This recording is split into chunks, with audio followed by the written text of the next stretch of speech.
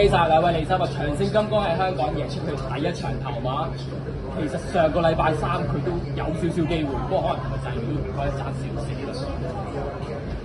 係嘅，上個禮拜就都係啱啱開季啦，第一場啦，咁所以咧就佢有多啲經驗啦，咁今次再出嚟嘅時候就表現得更加好啦。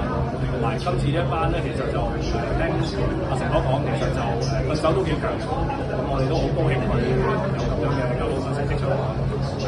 係啊，好開心今日即係買到頭馬，咁隻馬係有質素嘅。咁經過上季嘅歷練之後，今次終於跑到出嚟啦，咁啊好開心嘅。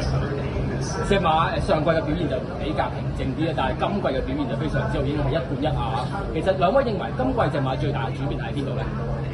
佢大隻咗啦，成熟咗啦，亦都有好好嘅喺唞暑嘅時候都有好好嘅操練啦。咁所以睇得到佢而家成個狀況都穩定咗好多。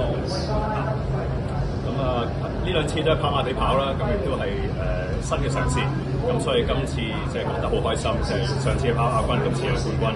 咁希望多啲嚟跑馬地或者可以帶到你好運嘅。呢匹馬嚟緊就會升翻上三班作賽啦。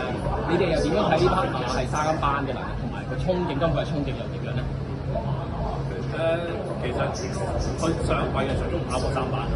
咁當然上一季就比較細細嘅，佢都係初出嚟，佢甚至喺香港呢邊去跑啦。咁而家翻上三班，其實我諗佢都有翻一定嘅經驗，咁變咗就其實應該都可以搞到好成績出嚟。隻馬就相當有質素啦，咁我哋期望佢有更加好嘅表現。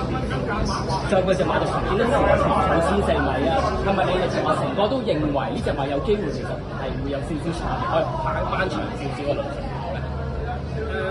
我哋預計其實佢都係屬於短途嘅性質嘅，咁變咗就不過都睇一睇啊成哥覺得佢未來啦嚟緊即係呢一季其實佢整體嘅表現係點，係咪有能力再增程嚟試啦？